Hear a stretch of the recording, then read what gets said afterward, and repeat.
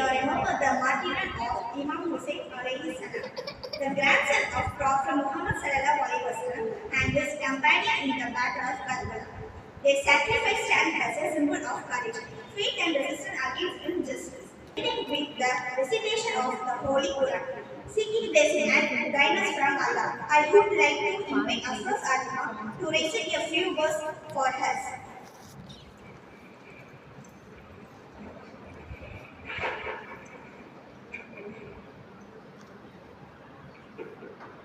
Assalamualaikum warahmatullahi wabarakatuh. A'udzu billahi minasy syaithanir rajim. Bismillahirrahmanirrahim. Wa amma man utiya kitabahu bishimalihi fayaqulu ya laitani lam uta kitabiya wa lam adri ma hisabiya ya laitaha kanat qadiya ma aghna anni maliya halaka anni sultaniya khuzuhu faghulluhu خذوه فغلوه ثم الجحيم صلوه صدق الله العظيم. السلام عليكم ورحمة الله تعالى وبركاته. Jazakallahu khairan Afrozah for the beautiful recitation. May Allah bless you. Now I would like to invite you to recite a Nagin in her melodious voice.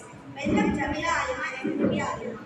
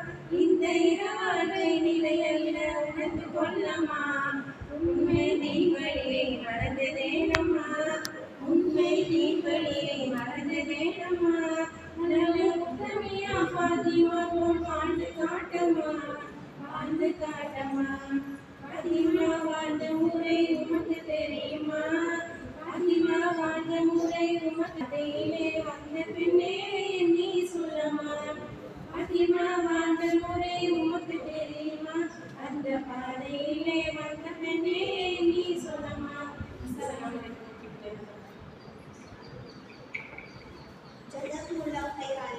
Subhanallah, that was truly heartwarming.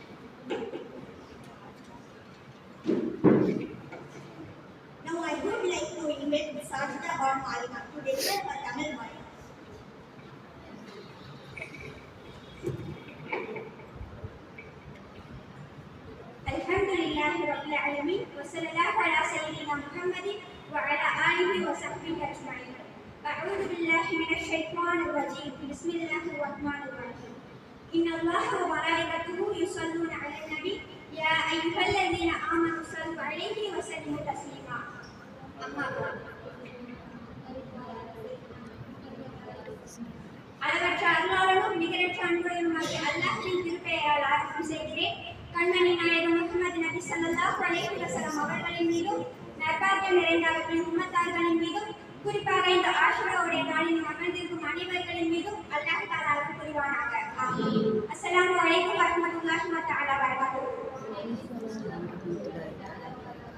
அல்லாஹ்வுடைய பேரருளால இந்த முஹர்ரமுடைய மாதத்துல சரித்திர முக்கியத்துவம் வாய்ந்த நிகழ்வுகள் எல்லாம் நடந்த இந்த ஆஷுராவுடைய நாள்ல நம்ம அனைவருமே நோன்பு வச்சிருக்கோம். அல்லாஹ் தஆலா இந்த ஆஷுராவுடைய நாள்ல இருக்க எல்லா ஹைர் வரக்கத்தையுமே நம்ம அனைவருக்கும் தந்தருவானாக. ஆமீன். இந்த ஆஷுராவுடைய நாள் துக்கமான நாளா இல்ல மகிழ்ச்சியான நாளான்றத இந்த பயான் மூலமா நம்ம தெரிஞ்சுக்கலாம். இந்த ஆஷுராவுடைய நாள்ல ஒரு துக்கமான நிகழ்வு நடந்திருக்கு. அது என்னன்னா, முஹம்மது நபி ஸல்லல்லாஹு அலைஹி வஸல்லம் அவங்களுடைய பேரர்களின் ஒருவராகவும் அலி ரலியல்லாஹு அன்ஹு என்னும் ஃபாத்திமா நாயகி அவங்களுடைய இரண்டாவது புதல்வரான ஹுசைன் ரலியல்லாஹு அன்ஹு அவங்கள யஸீதுன்றவன் கர்பலா என்ற இடத்துல ஹுசைன் ரலியல்லாஹு அன்ஹு அவங்கள கொல்லப்பட்டு அவங்க ஷஹீதாக்கப்பட்டாங்க. நபி ஸல்லல்லாஹு அலைஹி வஸல்லம் அவங்க சொல்றாங்க, ஹுசைன் என்னிலிருந்து, நான் ஹுசைனிலிருந்து. ஹுசைனை யார் நேசிக்கிறாரோ அவர் என்னை நேசிக்கிறார், என்னை யார் நேசிக்கிறாரோ அவர் அல்லாஹ் நேசிக்கிறார் அப்படின்னு அவங்க சொல்றாங்க. அதே மாதிரி ஹுசைன் ரலியல்லாஹு அன்ஹு அவங்க என்னுடைய உம்மாத்தாரால கொல்லப்படுவான்ற விஷயம் நபி ஸல்லல்லாஹு அலைஹி வஸல்லம் அவங்களுக்கு முன்னாடியே தெரியுது. இதனால ஹுசைன் ரலியல்லாஹு அன்ஹு அவங்க போர்க்களத்துக்கு போகும்போது அவங்க தடுத்த சஹாபாக்கள் அதிகமான பேர். இப்னு அப்பாஸ் ரலியல்லாஹு அன்ஹு, அப்துல்லா பின் உமர் ரலியல்லாஹு அன்ஹு அவங்க எல்லாருமே அவங்க போக வேணாம்னு தடுக்கிறாங்க.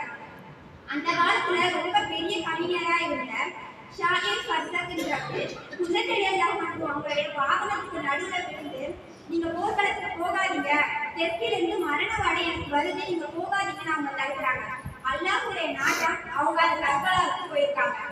கர்பலாவுடைய மண்ணில முஹர்ரமுடைய 10வது நாள் ஆஷுரா காலையில ஹுசைன் ரலியல்லாஹு அன்ஹு அவங்களுடைய முகாம்ல இருந்து வெளியே வந்து பாக்குறாங்க.